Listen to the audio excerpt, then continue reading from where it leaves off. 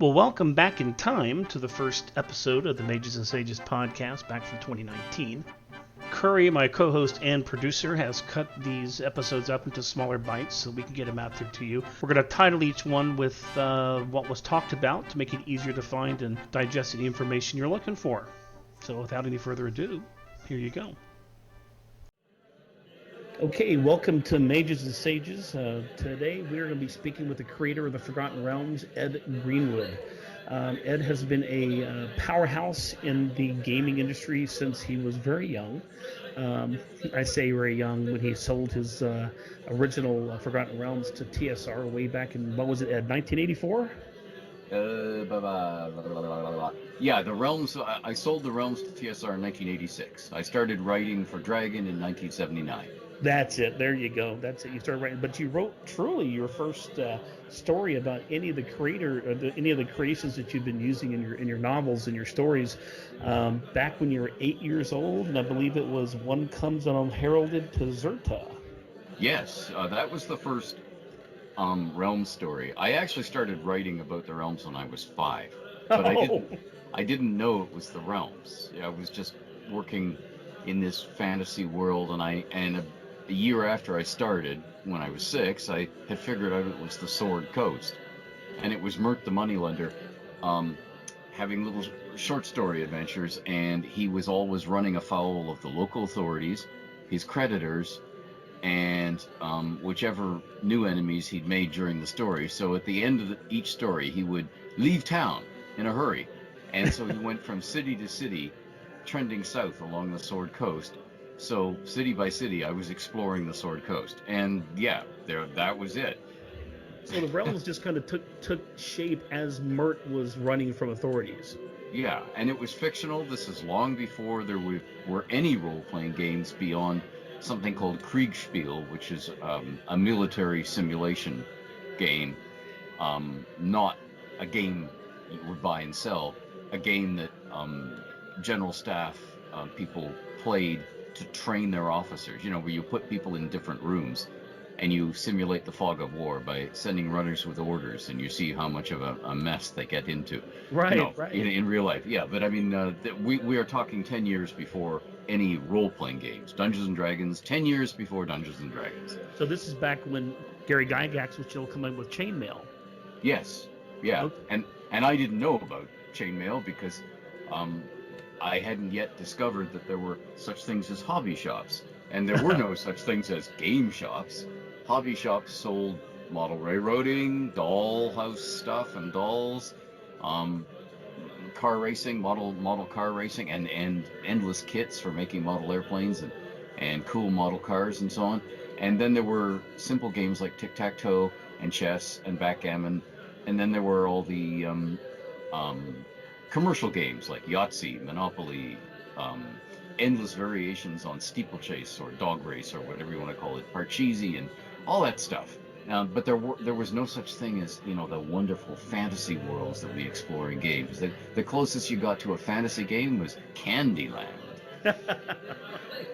And that's pretty straightforward too. So yeah.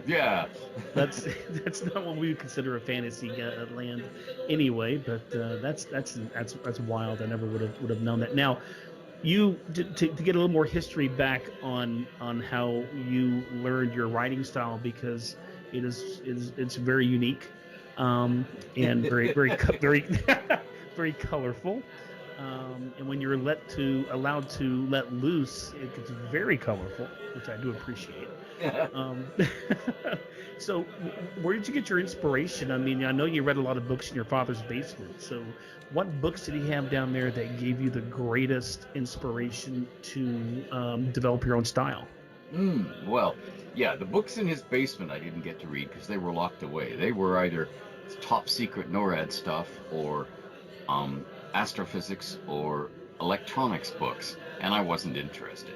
Although, I did notice some documents around the house that said top secret and had an top secret, burned before reading, and they had these they had a big drawing of the American eagle with 2 lightning bolts clenched in one talon, and the other talon was firmly planted on the North Pole.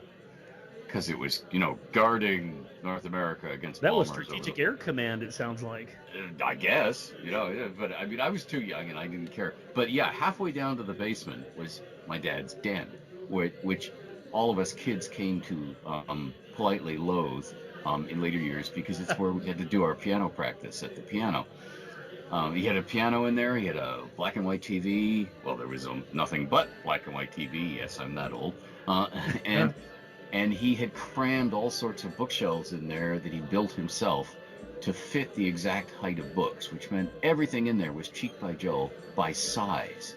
A first edition of The Lord of the Rings in hardcover was right next to The High White Forest by Ralph Ellen, a novel, The Battle of the Bulge, which I found fascinating as a kid because the German side is trying to put double agents behind the Allied lines in the Bulge, and they are grabbing German people who have spent time in America and trying to train them to can completely pass for American accents so they can give, you know, wrong commands in the dark.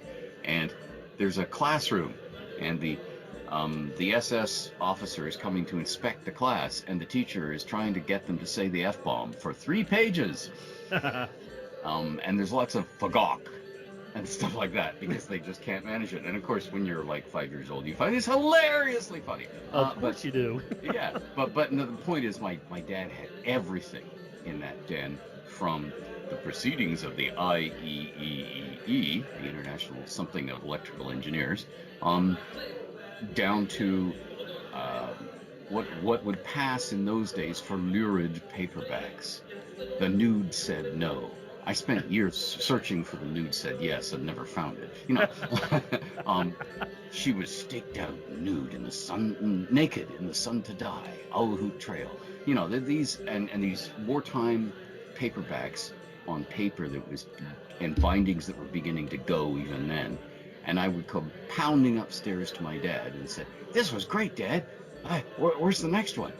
And, you know, if he had like company, he would, "That's very nice," you know, try to get rid of me. And he'd say something like, "Well, you know, son, if you want another one of those, you're going to have to write it yourself. That writer died in 1932. "Oh, okay." And I go pounding back downstairs, and I try and write the next adventure in the style of whatever the book I just enjoyed was. So I was learning how to write by pastiching very badly writers that I liked the sound and look of. Everybody from Rudyard Kipling to Lord Dunsany, to really, really pulpy writers, you know, bad pulpy writers, and all the great classics of literature. So I was, as Archibald MacLeish said, the poet, a writer learns from other writers like a small boy stealing apples from an orchard by making off with what he can carry and has a taste for. Oh. So I'm paraphrasing. It isn't the exact wording. I can't remember it off the top of It's a meaning across. Yeah, and that's what I was doing. I was learning without ever being taught grammar or being taught what good writing was or not. I was learning what grabbed me as a reader, and learning what different styles of English, including some quite pedantic styles. I mean, we had history for the masses, like Winston S. Churchill's History of the English-Speaking Peoples, and his series on recounting World War II, you know, the Gathering Storm and all that stuff. And we had really, really heavy-duty, impenetrable academic thesis writing, because my father was a professor by then, and there were lots of what I would call writing that was more than dry.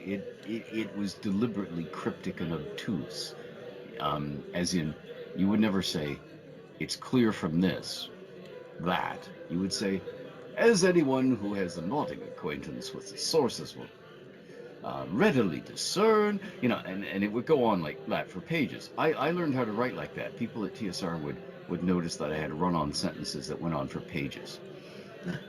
Yeah, but they were grammatically correct. Of course they were grammatically correct. They just had many, many asides. I'd say, when I'm talking about the realms, I would be on a topic, and then, oh, yeah, and I should tell you about, so I would, like, go off on a tangent, and then I would say, and that reminds me, and I'd go off on another tangent.